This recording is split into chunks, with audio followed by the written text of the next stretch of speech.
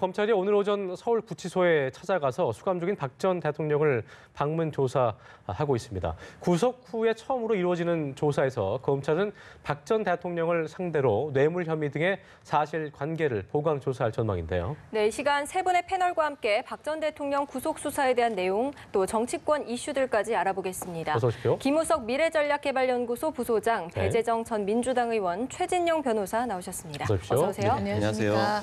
자, 박 전 대통령이 구속 후 처음으로 조사를 받게 되는데요. 일단 최진영 변호사님께 여쭤보겠습니다.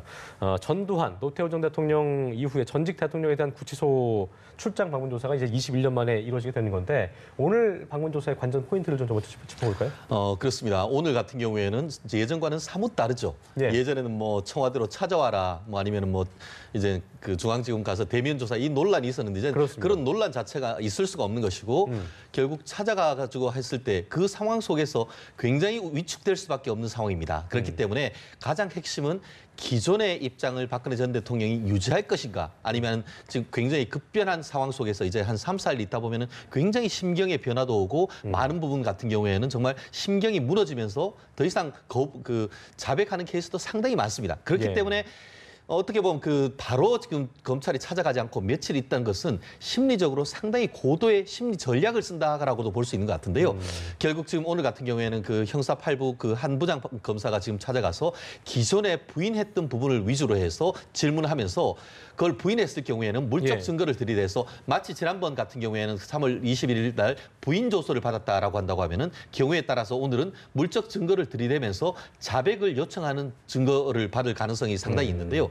결국 박근혜 전 대통령이 기존의 입장을 바꿀 것인지 아니면 유지할 것인지 그것이 오늘 어떤 조사의 가장 핵심적인 어떤 내용이 되지 않을까 드러난 생각을 혐의점에 합니다. 대해서 좀 더 공고히 하는 그런 작업이 이루어질 것이다라고 보시는 거죠? 그렇습니다. 한마디로 지금 있던 부인했는 부분에 있어 가지고는 아니다. 지금 지난번 같은 경우는 조사를 끝나고 나서 검찰과 검찰 가족의 경의를 표한다라고 할 정도로 본인이 할 수 있는 얘기를 거의 다 했다는 것이죠. 그렇다고 하면은 그와 같은 박근혜 전 대통령의 진술이 객관적인 물증과 받지 아니하다는 것을 지금 압박하면서 결국 그에 대한 박근혜 전 대통령의 어떤 진술 그리고 그거에 대한 생각을 오늘 얘기를 할 것 같은데요.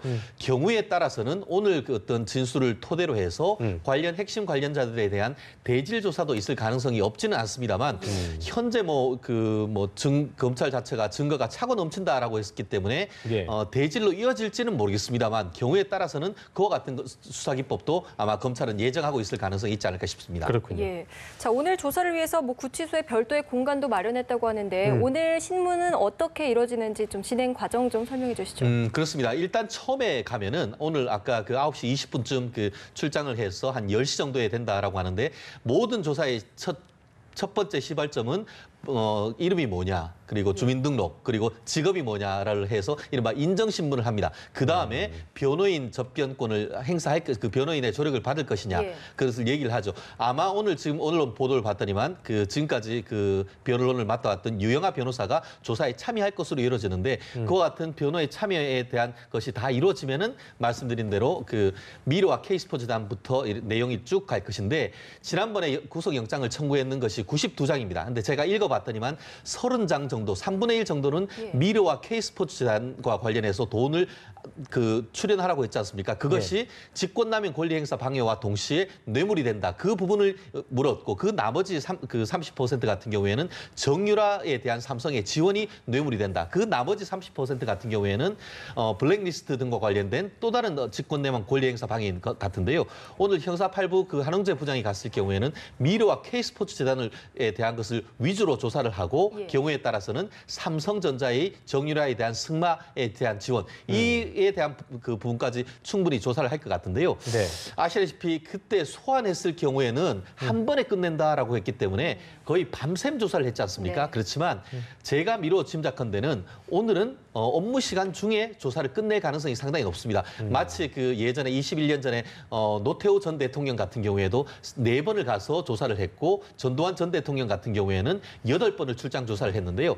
오늘 또 구치소의 어떤 질서 유지라든가 이런 점을 위해서 업무 시간 내까지 이루어질 가능성이 높은데 물론 경우에 따라서는 시간이 넘을 수도 있습니다만 시간이 넘어간다고 하면은 보안의 문제 또 경우에 따라서는 박근혜 전 대통령에 대한 인권 침해적 이런 문제가 있을 수 있기 때문에 업무 시간 내에 이루어질 가능성이 가능성이 좀 있지 않을까 좀 조심스럽게 예측해 봅니다. 네. 내용적인 측면에서는 워밍업 단계로 이루어질 것인지 아니면 고강도의 보강조사가 이루어질 것인지, 그러니까 추후에도 몇 번을 더 한다고 예상을 한다면 지금 말씀하신 대로 간단한 어떤 내용만 또 주고받고 될 수도 있을 텐데 이 부분은 어떻게 좀 보고 계세요? 저는 개인적으로 오늘 온 것은 상당히 의미 있는 것이라 생각을 합니다. 말씀드렸듯이 구속한 다음에 첫 대면 조사이기 때문에 네. 그 사이에 본인의 어떤 그 정신적인 어떤 충격이라든가 어떤 그 환경의 변화에 따르는 어떤 밖으로 나가고 싶은 어떤 심리적 굉장히 다양하고 복잡한 상태가 그 박근혜 전 대통령이 마음이 있을 겁니다. 물론 그 가족도 만나고 지금 그 변호인 접견을 했습니다만 상당히 마음이 약한 상태에 있기 때문에 이때를 검찰로서는 상당히 기회로 봐서 자백을 받으려고 하는 전략을 상당히 쓸 것 같은데요. 변호인이 있기 때문에 강압적인 수사를 하긴 어렵겠습니다만 물증을 들이대고 박근혜 전 대통령의 진술과 객관적으로 배치된 어떤 진실을 마주치게 해서 그거에 따르는 박근혜 전 대통령의 진술을 받을 거기 때문에 박 전 대통령 입장에서는 상당히 난감한 상황에 처할 가능성이 높지 않을까 싶습니다. 예, 그렇군요. 변호사님 말씀대로면 구치소에 수감돼 있기 때문에 마음이 좀 약해져 있을 것이다 이렇게 예상을 예. 해주셨는데 그동안에는 모든 혐의를 좀 부인해오지 않았습니까? 이번에는 좀 법적 대응 논리에 좀 변화가 있을지 이 부분도 주목되는데요. 일단은 뭐 부인하지 않았다고 해서 구속되지 않았을 거라고 하는 것도 좀 문제가 있죠. 사실 구속 자체가 전략이 바뀌었으면 구속되지 않았을 거라고 얘기하는 분들도 계시지만 지금 구속 사유는 도주나 증거인멸이라고 하는 게 명확하게 법적으로 있어요. 그런데 그 증거인멸이 원인이 됐던 게 중대한 혐의에 대해서 부인했기 때문이라는 거잖아요. 그러면 중대한 혐의에 대해서 인정을 하는 게 맞는 거냐? 그러면 결국 재판을 안 하겠다는 얘기, 재판을 해서 방어권을 행사하기 전에 인정을 함으로써 결국 다 인정을 해버리는 그런 모순적인 결과가 벌어지는 거 아니겠습니까? 그렇습니다. 그런 면에서 결국은 뭐 지금은 피할 수 없는 거였다 이렇게 생각이 되고요. 이게 중대한 사안이기 때문에 그 중대한 것들을 인정함으로써 얻는 결과적인 피해보다는 지금의 구속이 어느 정도는 절차적으로 합당하다 이렇게 볼 수가 있고 사실은 지금 이 부분보다도 그 변호인단 교체 얘기가 나오고 있잖아요. 그만큼 전체적으로 탄핵부터 시작해가지고 과정에서 변호인단의 판단이 정확했느냐에 대해서는 논란의 소지가 많이 있습니다. 그래서 지금 같은 경우에는 뭐 축구대표팀의 슈틸리케 감독의 함정에 빠졌다 이렇게 표현할 수가 있는데 결국은 시간도 얼마 안 남았고 대안도 없다라는 거죠. 지금 기소가 될 때까지 시간이 얼마 안 남았는데 변호인단을 바꿔가지고 그걸 다시 학습을 해서 전략을 세워가지고 대응하기에는 지금 상황이 너무나 급박한 상황이라는 얘기죠. 그런 면에서 지금은 기존의 그 틀을 유지할 수밖에 없고 기존의 팀을 그대로 갈 수밖에 없다 이렇게 보여집니다. 그렇군요. 배 의원님은 어떻게 좀 네, 그 변호인단을 새로 구성할 거다라는 이야기가 뭐 박지만 회장 등을 통해서 나왔을 때 사실상 이게 쉽게 이루어지기는 힘들지 않을까라고 좀 많이들 예상을 하신 것 같아요. 그게 박근혜 전 대통령의 스타일과도 저는 좀 연관이 있다고 생각하는데 그동안도 여러 인사에서 수첩 인사라는 이야기로 뭐 본인이 제대로 신뢰할 수 있는 분들만 중용을 해와서 오히려 그게 이제 국정에서도 문제가 되어 왔었는데 변호인이라는 것은 그야말로 본인의 모든 모습을 보여줘서 어떤 것이 본인에게 형사재판에서 유리할 것인가를 이제 채택해야 되는 과정인데 지금 이렇게 시간이 얼마 있지 않은 상황에서 좋은 변호인을 구하기도 힘들겠지만 그 변호인에게 마음을 열고 모든 것을 다 이야기를 하면서 변론 과정을 맞춰간다는 것이 좀 힘들지 않을까 이렇게 좀 생각을 했는데요. 지금 상황으로 보아서는 변호인단을 새로 선임하는 것 같지는 않고 이제 그렇다면 지금 있는 현재 상황에서 어떤 부분이 본인에게 가장 유리할 것인가 이 부분을 판단하셔야 될 것 같은데 좀 안타깝게도 많은 국민들이 그렇게 생각하시는 것 같은데 헌재라든지 그동안 뭐 특검을 대하는 자세라든지 뭐 검찰을 대하는 자세에 있어서 과연 적절한 그런 스탠스를 취해왔느냐는 좀 부정적인 것 같아요. 그래서 지금 현재의 변호인단으로서 박근혜 전 대통령이 제대로 된 정말 뭐 피고인으로서의 그런 피의자로서의 그런 변호를 받을 수 있을지에 대해서도 조금 의문이 가는 것 같습니다. 다만 예. 이 부분과 관련해서는 네. 사실 아직까지 박근혜 전 대통령 입장에서는 변호인을 추가 선임할 시간이 충분히 있다라고 제가 말씀드릴 수밖에 없는데요. 지금은 결국은 아직까지 물론 구속이라고 해서 구속 전후로 나누지만 여전히 아직 수사 단계지 않습니까? 그렇기 때문에 수사 단계에 있어서는 기존에 있던 변호인들을 최대한 활용하는 전략, 결국 사실관계를 가장 잘 알고 있고 또 그 박근혜 전 대통령의 그 손봉규 변호사님 같은 경우에는 숲을 아는 사람도 있지만 유영아 변호사 같은 경우에는 나뭇잎까지 안다라고 할 정도로 사실관계를 매우 구체적으로 알고 있지 않습니까? 예. 결국 수사에 대응할 때는 사실관계를 가장 잘 아는 사람이 대응하는 것이 가장 적절하기 때문에 그렇기 때문에 지금 아마 유영아 변호사가 지금 지근거리에서 변호를 하고 있는 것 같은데요. 문제는 이제는 검찰 단계를 넘어서 재판에 넘어가는 법원 단계에서는 이제 완전히 달라질 수밖에 없겠죠. 그렇기 때문에 아마 수사가 이루어져서 재판에 넘기는 기소 단계 이전까지는 아마 현재 사람들 그대로 유지하고 다시 대신에 추가적으로 변호사를 선임했다 하더라도 외부적으로 나가지 않고 내부적으로 있으면서 관련되는 기록을 검토한 다음에 재판에 넘겼을 때 그 기록을 가지고 추가적인 변호사를 선임해서 예를 들어서 법원에 갔기 때문에 뇌물죄라든가 어떤 공무원 범죄에 관련해서 정통한 어떤 그 변호사를 추가 선임할 가능성이 있는데요. 그렇기 때문에 아마 그 박근혜 전 대통령의 동생이라고 할 수 있는 박지만 회장 같은 경우에도 예. 주말 동안 대형 로펌을 비롯해서 그 어떤 경력이 많은 변호사님들을 만나고 추가 선임한다는 예. 보도를 나왔는데 아직까지는 전혀 그런 움직임이 없지 않습니까? 말씀드렸듯이 아직까지 본인들이 시간이 있기 때문에 내부적으로 물밑에서 접촉을 하고 있다라고 볼 수 있지 않을까 싶습니다. 저희가 또 언론 보도를 통해서 관심 갈 수 있는 부분이 뭐냐면 이제 올케인 그 박지만 회장의 부인이죠. 서영희 변호사의 어떤 그 박근혜 전 대통령 접견 시도를 볼 수 있을 텐데 이 부분은 어떤 의미라고 좀 해석을 해야 되고 또 서영희 변호사가 어떤 인물인지도 좀 설명해 그렇습니다. 주시죠. 예. 서향희 변호사 같은 경우에는 그 연수원 31기로 비교적 젊으신 변호사님이시죠. 고대법대에 나오시고 그 한때는 이른바 만사 올통이라고 해서 박근혜 전 대통령이 취임했는 직후에는 네. 서양희 변호사가 있던 그 로펌이 상당히 많은 그 사건을 수임해서 문제가 그러니까요. 생길 듯 하니까 바로 그냥 그 짐 싸고 그 홍콩으로 갔었는데요. 그렇기 때문에 지금 어제 그 서양희 변호사 같은 경우에도 변호인 접견을 안 하고 일반 접견을 갔어요. 그 이유가 뭐냐면은 서양희 변호사가 아직까지도 휴업을 한 상태여서 변호사 일을 할 수가 없습니다. 예. 그렇기 때문에 지금으로서 변호사를 하려고 하면은 일단 그 서울지방변호사회나 대한변협에 휴업을 다시 그 복직하는 거를 내고 신청을 해야 되는군요. 해야 됩니다. 아하. 그래서 이제 그 앞으로 만약에 이제 복직을 해서 변호사 일을 하게 되면은 제가 생각을 했을 때도 박근혜 전 대통령에 대해서 변호인단으로 들어가되 다만 그 역할이 사건의 실체적인 어떤 진실을 파고드는 역할을 할 것인지 아니면은 가족으로서 박근혜 전 대통령의 어떤 그 내부적에 있을 때 계속 접견을 하면서 심경적인 측면을 도울 것인지 그건 모르겠습니다만 아무튼 제가 미루어 짐작할 때도 서양희 변호사 같은 경우에는 특히 여성이기 때문에 마치 다른 그 뭐 최순실 씨나 다른 가족이 없다 보니까 그런 일이 있었는데 서양희 변호사의 그 아들이라고 있는 세연이라고 하는 아이를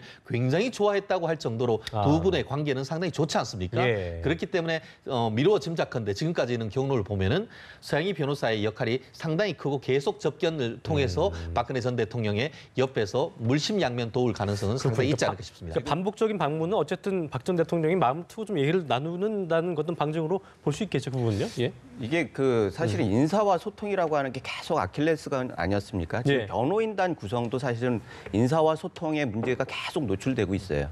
그런데 소통의 문제는 특정인의 버틀렉이라고 하는 게 항상 그 얘기가 되는데 지금 그 부분을 해결할 수 있는 방법은 더 많은 그 변호사들을 합치더라도 소통이 안 되면 거의 그 의미가 없다. 그런데 지금 서양인 변호사 같은 경우에는 특수한 관계가 있기 때문에 소통의 물꼬를 틀 수 있는 역할을 가지 않겠느냐 이런 기대를 해볼 수 있는데 사실은 박근혜 대통령도 사실 이 부분에 있어서는 그동안에 있었던 여러 가지를 다시 한번 반추해보고 새로운 가능성을 여는 방향에서는 상당히 의미가 있다 이렇게 보여집니다. 지금이 그렇군요. 그런 것 같습니다. 박근혜 전 대통령이 사실 최순실 일가에 둘러싸이면서 원래의 가족들, 그러니까 동생들과도 거의 단절한 시간을 보내셨지 않습니까?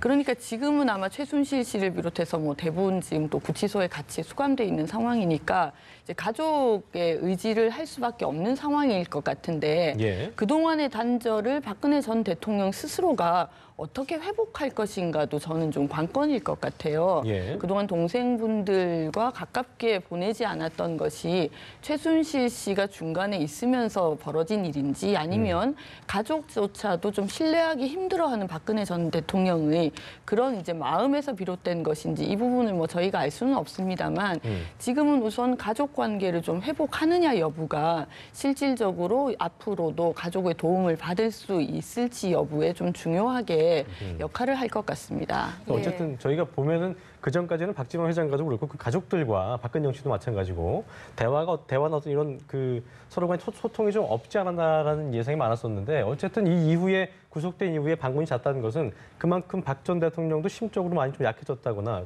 좀 정신적으로 힘들어한다거나 그런 거라고 볼 수 있는 거겠죠? 그렇습니다. 예. 안에 가면 한마디로 고립무원 아니겠습니까? 거기다가 지금 박근혜 전 대통령 같은 경우에는 독방에서 다른 사람과 접촉을 아예 금지시키고 있지 않습니까? 그렇죠. 예. 결국 박근혜 전 대통령이 지금 만날 수 있는 사람 같은 경우에는 24시간 이교대하고 있는 교도관, 여자 교도관밖에 없습니다. 예. 그와 같은 상황 속에서 박근혜 전 대통령이 의지할 수 있는 것은 결국 물보다 진한 피밖에 없고 거기 같은 경우에는 지금 박지만 회장이나 이런 동생들일 것 같은데요. 예. 현실적으로 이제 그 일반인들 같은 경우에 하루에 단 한 번 그리고 10분 정도 일반 접견 그리고 접견도 영화에서 봤듯이 접촉 차단 시설에서 마이크로 할 수밖에 없습니다. 예. 그 반면에 서양희 변호사 같은 경우에는 변호사이기 때문에 그와 같은 접촉 차단 시설이 아니고 안에 들어가서 접견을 할 수 있단 말이에요. 그렇다고 한다고 하면은 누구보다도 서양희 변호사에게 거는 기대가 박근혜 전 대통령으로서는 크지 않을 수 없는 것이죠.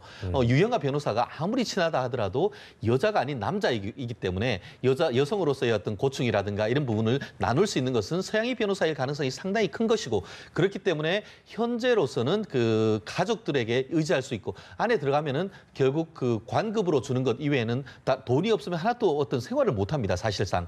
근데 지금 같은 경우에는 유영아 변호사가 처음 들어가자마자 50만 원 정도 영치금을 넣었다고 하는데 그 내에서의 어떤 생활이라든가 식생활 이런 걸 위해서라도 외부에서의 옥바라지 그리고 아까 말씀드렸듯이 그 서영희 변호사가 들어가면은 조금 더 긴 시간을 통해서 박근혜 전 대통령이 고충이나 이런 것들을 해서 외부에서 도와줄 수 있다는 점에서는 서 변호사의 역할이 굉장히 중요할 것이라고 생각이 됩니다. 알겠습니다. 예.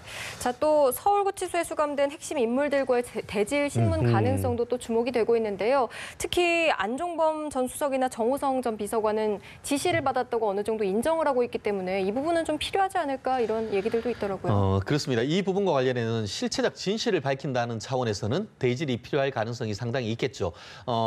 그런데 이제 지난번 노무현 전 대통령 같은 경우에도 예. 그 조사를 받으러 나왔을 때 그때 이른바 박연차 게이트라고 해서 문제가 됐고 돈을 준 것으로 의심받고 있던 박연차 씨를 그 대검 중수부에 같이 불러놨다고 합니다. 그런데도 노무현 전 대통령이 대면 조사를 거부했고 실제로 거기다가 이제 전직 대통령에 대한 예우 차원에서 실제로 그런 대면 조사는 이루어지지 않았습니다. 네. 이번 같은 경우에도 비슷한 일이 벌어질 것 같은데 사건의 실체적 진실을 밝힌다라는 차원에서는 말씀드렸듯이 박근혜 전 대통령은 부인을 하고 그 반면에 공범으로 의심받는 사람들은 자백하고 있다라고 하면은 대질에서 누구 말을 맞는지를 사실을 밝히려고 할 의도가 상당히 있을 겁니다.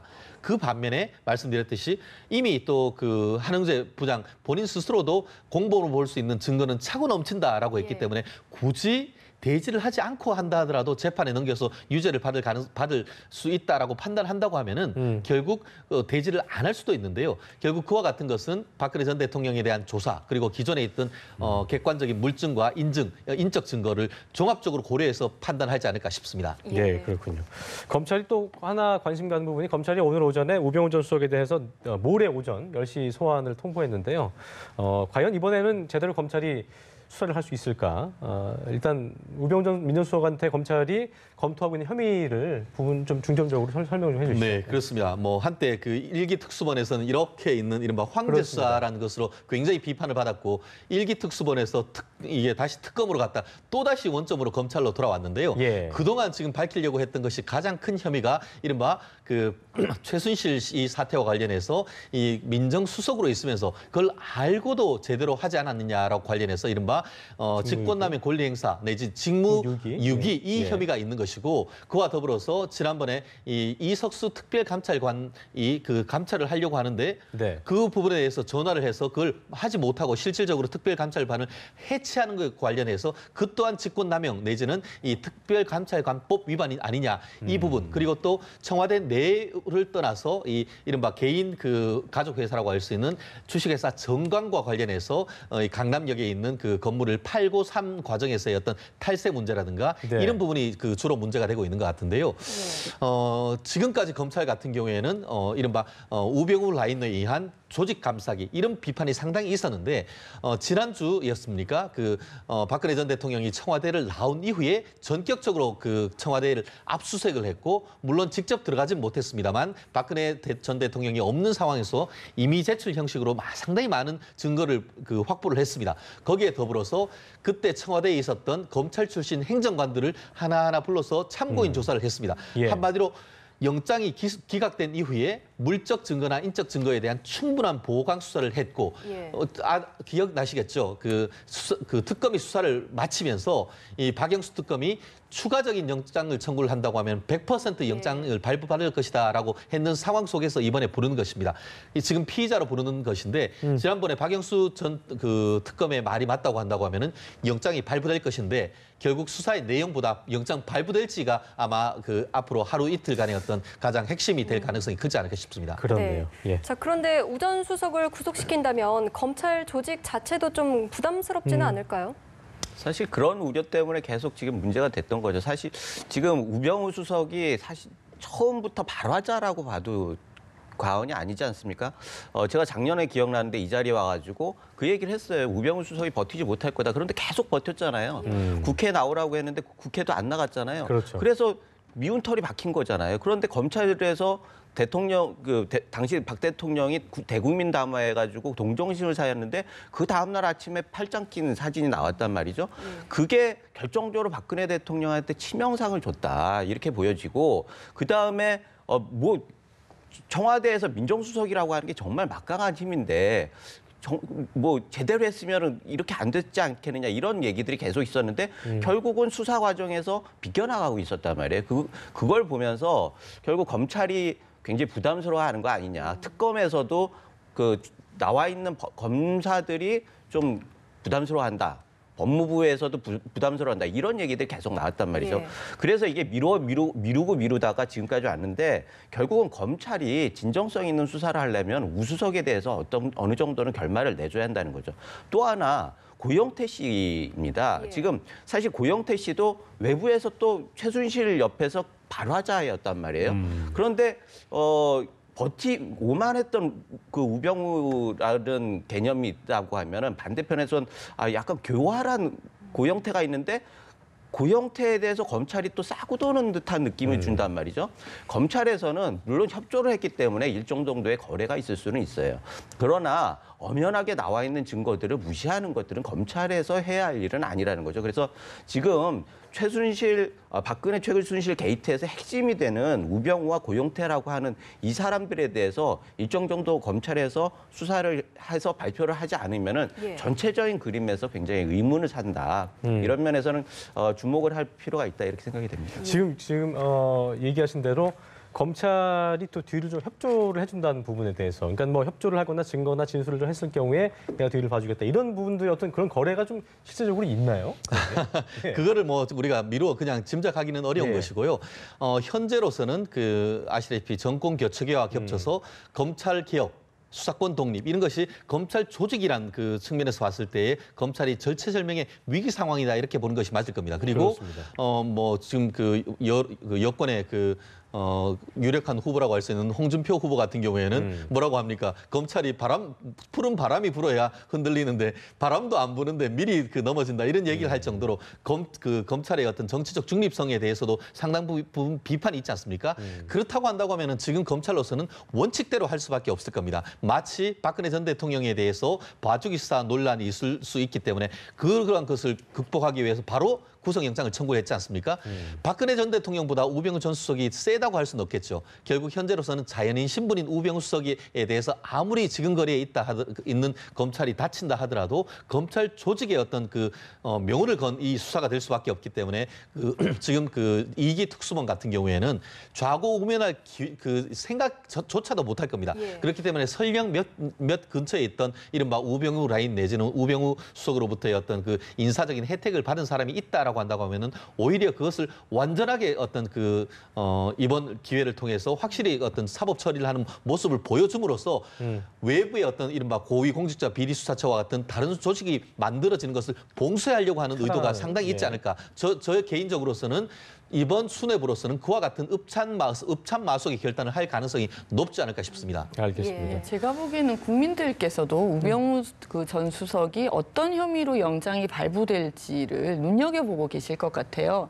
실질적으로 검찰의 수사 의지가 있느냐라는 그런 회의론이 있었을 때는 개인 비리 중심으로 영장이 발부되지 않겠냐라는 이야기를 했었는데 금방 말씀하신 것처럼 지금 김수남 검찰총장이 사임하지 않고 계속해서 검찰 조직을 가지고 가고 있는 이유도 예. 정권 교체기에 이번 수사를 잘 마무리해야 앞으로 검찰 조직을 그래도 뭐 굳건하게 지킬 수 있다 이런 이제 논리들을 많이 좀 말씀을 하고 계시는 거여서 직무유기나 직권남용 혐의 등이 어느 정도 비중으로 이렇게 적용될지 여부를 온 국민이 지금 주시하고 계신 것 같고요. 네. 그런 면에서는 개인 비리에만 국한되지 않지 않겠느냐 그렇게 좀 예측을 하게 되는 것 같습니다. 네, 과연 네. 검찰이 재살 도려내기를 할지 저희가 좀 지켜볼 부분인 것 같습니다. 자, 네. 다음은 정치권 소식 좀 알아볼까요? 예. 어제 문재인 전 대표가 결국 민주당 대선 후보로 확정이 됐습니다. 4차례 경선에서 대세론을 계속 확인하다가 어제 57%의 누적 득표를 기록하면서 대선 후보가 됐는데요. 그렇습니다. 이 57%의 의미 어떻게 보십니까? 뭐 저는 사실 57% 자체에 대해서 의미를 두기보다는 57%가 적은 뭐 결선까지 안 갔기 때문에 굉장히 높은 거다 이렇게 볼 수 있는데 그럼에도 불구하고 지금 일반 여론 지지도가 확실히 오르지 않는 거는 좀 의아스러운 측면이 있어요. 네. 결국은 안풍에 밀려가지고 지금 고전하는 듯한 느낌을 주는데 그게 무슨 이유일까라고 하는 생각을 안 할 수가 없는데 실제적으로 오늘 어제 했던 메시지들을 보면은 그런 단초들을 좀 발견할 수가 있는 게 정의로운 통합 시대를 만들겠다라고 얘기하는데 정의로운이라고 하는 얘기는 결국 적폐청산 아니겠습니까? 적폐청산을 하겠다라고 하면서 통합을 얘기하는 거는 좀 양쪽에 맞지 않다 이런 생각이 들고 그러면서 정의와 불의, 상식과 몰상식, 공정과 불공정 이런 아주 가치지향적인 얘기들을 하고 있단 말이죠. 그럼 예. 가치를 너무 내세우는 게 과연 통합에 얼마나 도움이 될 건가라고 하는 의문도 들어요. 그래서 사실은 뭐 중국에서 모태통 같은 등소평 같은 경우에도 흥묘백묘론을 하면서 국가의 에너지를 모아가지고 발전의 단초를 만들었던 거를 우리가 생각할 수 있지 않습니까? 그리고 또 대통령 상을 얘기하면서 깨끗하고 자랑스러운 대통령이 되겠다. 이런 얘기를 하고 공정하고 믿음직한 또는 따뜻하고 친구 같은 이렇게 구체적인 상을 제시하고 있는데 사실은 본인의 지금 상황하고 맞지 않는 측면들이 꽤 있습니다. 사실 깨끗하고 자랑스럽다고 하는 건 노무현 전 대통령의 뇌물 혐의나 뭐 바다 이야기라고 하는 것들이 야당에서 계속 문제제가 되기가 있는데 그거에 대해서 설명을 제대로 하지 않고 있거든요. 그리고 공정하고 믿음직한 이 부분도 아들의 특혜 문제가 지금 계속 연일 화제가 되는데 거기에 대해서 속 시원하게 대답을 못 하고 있어요. 그리고 따뜻한 친구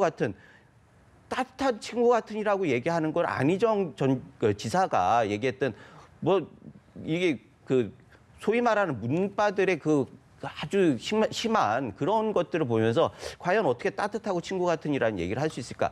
그래서 얘기하는 메시지와 본인하고 이게 맞지가 않는다라는 거죠. 그런 면에서 말씀은 이제 뭐 좋은 말만 좀 다 했다 이렇게 좀 보시는 것 같아요, 그죠? 말 자체는 좋은데 그거를 뒷받침하기에는 조금 부족한 점들이 있다. 그래서 앞으로 30여일 남은 동안은 이 간극을 메꾸는 게 굉장히 중요하다. 그래서 사실 이런 모순들을 가지고 대통령이 되면 대통령이 지금 여소야대 국면인데 네.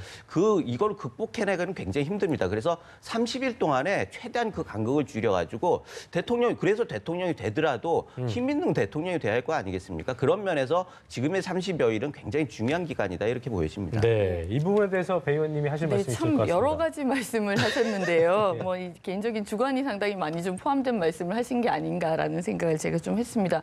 우선 뭐 풍에 밀린다라는 말씀은 도저히 뭐 지금 현재로서는 수용하기가 힘든 말씀인 것 같고요. 사실 언론을 비롯해서 정치권에서는 지금 이제 안철수 전 대표를 상당히 띄우는 그래서 문대안 뭐 양자 구도를 좀 이렇게 부추기는 그런 이 프레임이 형성되고 있는 것은 맞습니다만 과연 그것이 실제로 이루어질 수 있을까에 대해서는 많은 분들이 정말 넘어야 되는 산이 너무 많다고 말씀하고 계신 거거든요. 네. 그런데 문재인 전 대표의 경우에는 정말 준비된 후보로서 이제까지 차근차근 정책을 발표하면서 여기까지 왔고요. 그리고 57%의 의미에 대해서 만약에 저희 당에 정말 좋은 후보님들이 안 계신 상황에서 57%였다면 뭐 과반 겨우 넘은 거 아니야라고 폄훼가 될 수도 있겠습니다만 너무나 잘 아신 것처럼 이재명 시장과 안희정 지사가 특히 2위 다툼을 얼마나 치열하게 했는지 이번 경선 결과에서도 드러나지 않았습니까? 그렇게 좋은 후보 세 분이 삼각 구도를 형성하면서 이제까지 민주당 경선이 이루어져 왔었기 때문에 이제부터 그야말로 시작이다. 이제까지는 민주당 내의 좋은 후보들과 경쟁하는 상태였기 때문에 그럼에도 불구하고 뭐 30% 중반까지 이렇게 대세론을 계속해서 형성해 왔던 것이고요. 이제 어제 우리가 대선 후보를 결정했기 때문에 앞으로는 이재명 시장의 지지자분들 그리고 안희정 지사의 지지자분들 뭐 최성부도 마찬가지고요. 이런 분들과 어떻게 어우러져서 정말 더불어민주당이 정권 교체할 수 있는 세력으로서 국민들께 신뢰를 보여드릴 수 있느냐의 문제를 뭐 직접적으로 국민들께서 네. 저는 확인하실 수 있을 거라고 생각을 합니다. 그리고 알겠습니다. 뭐 한 가지만 좀 더 덧붙이자면 어제 말씀하신 부분들에 대해서 뭐 모순이라고 말씀하셨는데 저희는 뭐 그렇게 생각하지 않거든요. 지금 국민들이 원하는 게 뭐냐면요. 대한민국의 새로운 가치를 어떤 후보가 보여주느냐입니다. 그런 면에서 문재인 후보께서 지금 대한민국이 필요로 하는 새로운 가치, 깨끗하고 따뜻하고 친구 같은 그러면서 준비되어 있는 대통령으로서의 가치를 말한 것인데 아직 안타깝게도 다른 당의 후보가 거의 지금 다 정해진 이제 수순입니다만 그렇게 가치를 보여주는 후보는 찾기 힘든 게 현실입니다. 전부 다 문재인 때리기에 집중하고 계시거든요. 그런 면들을 저는 국민들께서 예리하게 보실 거라고 생각합니다. 누가 알겠습니다. 정말 새로운 비전을 말하는 후보인지. 자, 어쨌든 이런 문재인 전 대표가 결선행을 본선 투표 없이 결선 투표 없이 본선 직행 확정지었기 때문에 그렇다면 이제 안희정 지사와 이재명 시장을 지지했던 사람들이 과연 어디로 표심이 향하겠느냐 이 부분일 텐데요. 어떻게 좀 예상하세요? 일단은 지금 민주당이 당에서의 그 당 지지도가 굉장히 높았던 거는 문재인이라고 하는 큰 몸통이 있었다고 하면 왼쪽에는 이재명, 오른쪽에는 안희정이라고 하는 예. 든든한 양날개가 있었다는 거죠. 그래서 고공행진을 할 수가 있었습니다. 그런데 지금 보면은 이 안희정하고 안철수의 지지층들이 굉장히 많이 겹쳐요. 그런 면에서 지금 한쪽 날개가 좀 그 위태로웠다. 그리고 그 이재명 쪽에 있는 사람들, 그 지지자들은 상당 부분 정의당하고 겹치는 부분들이 있거든요. 그런데 정의당도 끝까지 가겠다 이렇게 얘기를 하는 거 아니겠습니까? 그래서 실질적으로 지금 같은 경우에는 민주당의 지지도가 계속 그렇게 고공의 행진을 하는 걸 장담할 수는 없는 상황이다 이렇게 보여지고요. 그리고 안희정 지사의 지지층이 결국은 반기문 전 총장과 지지층들이 안희정 지사 그리고 또 안철수 그 후보 이렇게 해가지고 좀 유동적인 측면이 있거든요. 그런데 지금 안풍이라고 하는 실체가 결국 안희정 지사의 표가 상당 부분 가면서 힘을 얻는 건데 그거를 문재인 지금 후보가 그거를 그 표심을 다 잡을 수 있느냐 이건 아직 미지수라는 거죠.